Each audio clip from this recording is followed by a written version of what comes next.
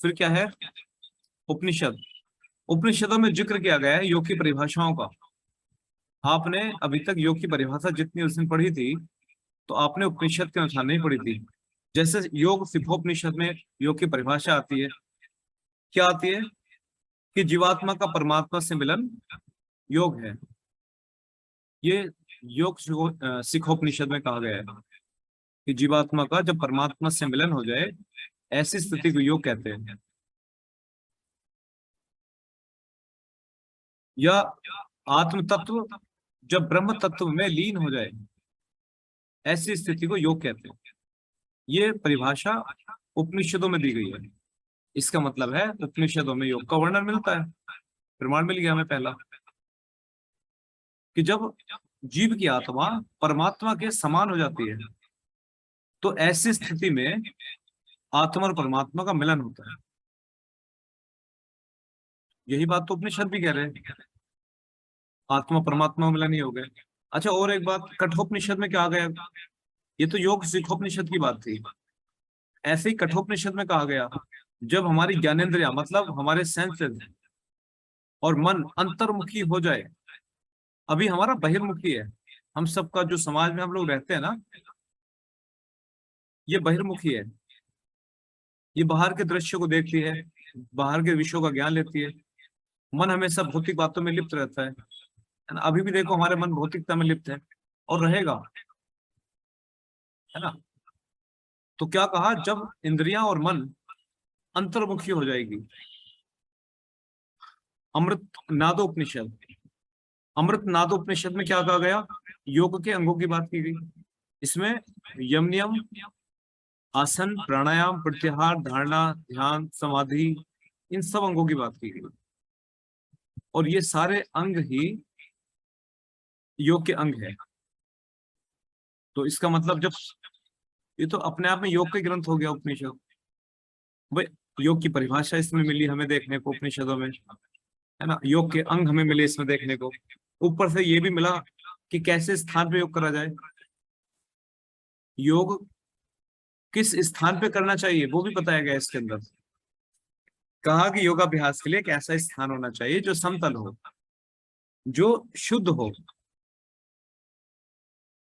आप एक कल्पना करो, आप जंगल में चले गए और आप वहां अपनी कोई कुटिया बना रहे हो या योगाभ्यास कर रहे हो, तो आप कैसी जगह चुनोगे?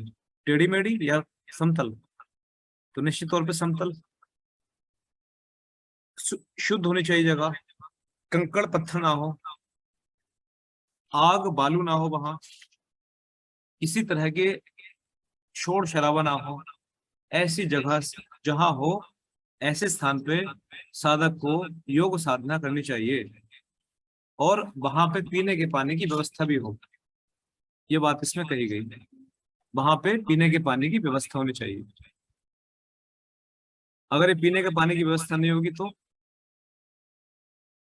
संभव ही नहीं साधना। दूसरा, मन को अच्छा लगने वाला स्थान भी हो, अनुकूल होना चाहिए, मन के मन प्रिय होना चाहिए। वहां कोई भी ऐसी वस्तु ना हो जो हमारी आंखों को पीड़ा देती हो और हमारे मन को चंचल बनाती हो, ऐसा स्थान होना चाहिए। तो देखो कितनी बड़ी बात कही गई, योग की परिभाषा इसमें कही गई, है ना। योग के अंग इसमें कहे गए। ये भी बताया गया कि कैसा स्थान होना चाहिए योग का। मिलके प्रमाण। और क्या कहा गया इसमें? योग सिद्धि के लक्षण भी बताए गए कि जब आप योग के मार्ग पे चलते हो और आप योग को सिद्ध करते हो, तो फिर आप में वो क्या क्या परिवर्तन होंगे, है ना। तो इसके लिए भी नए सूत्र का प्रयोग किया है। लघुत्वम, मारोग्यम, मलोलुप्पम लुप्पम, है ना। वर्ण प्रसादम, स्वर सोष्ठम च, गंध शुभो मूत्र पुरुष मल्प, योग प्रवृत्तिम प्रथमा बदंती। समझ में आ गया? चलो इसका भी अर्थ समझो। योग की प्रथम अवस्था की सिद्धि हो जाने पर, जब आप योग मार्ग पे चलते हो, तो प्रथम अवस्था की सिद्धि होने पर योग साधक में कुछ परिवर्तन दिखेंगे। वो परिवर्तन क्या होंगे? कि जो साधक है उसका शरीर हल्का और निरोग हो जाएगा। हल्का और निरोग, उसमें रोग खत्म हो जाएंगे। इंद्रियों की विषय की आसक्ति की जो भावना है वो नष्ट हो जाएगी। हमारी इंद्रियों की हमेशा क्या लालसा होती है, मैं इस विषय को भोग लूं। आंखें हमेशा कुछ देखने की चाह रखती है, मुंह जीभ हमेशा खाने की चाह रखती है, स्वाद की इच्छा रखती है, मैं ये खा लूं, मैं वो खा लूं, है ना। कान हमेशा सुनने की चाह रखते हैं, चाहे वो प्रसन्नता हो या निंदा हो, है ना। सभी इंद्रियां अपने अपने भोग की लालसा रखे बैठी है ना। तो इस तरह की जितने भी विषयों में आसक्ति है इंद्रियों की, वो सब नष्ट हो जाती है। मतलब इंद्रियों पे काबू होना शुरू हो जाता है, उसका शरीर आकर्षक हो जाता है, शरीर आकर्षक हो जाता है, सुंदर हो जाता है, तथा उसका जो स्वर है वो मधुर हो जाता है। ये योग सिद्धि के पहले लक्षण माने गए।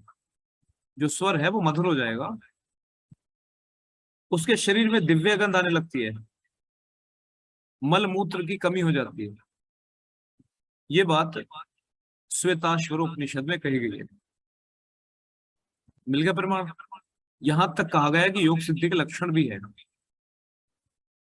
फिर श्वेताश्वर उपनिषद में ही एक सूत्र और आता है, जिसके विषय में कहा गया है, न तस्य रोगो न जरा न मृत्यु प्राप्तस्य योगाग्नि में शरीरम।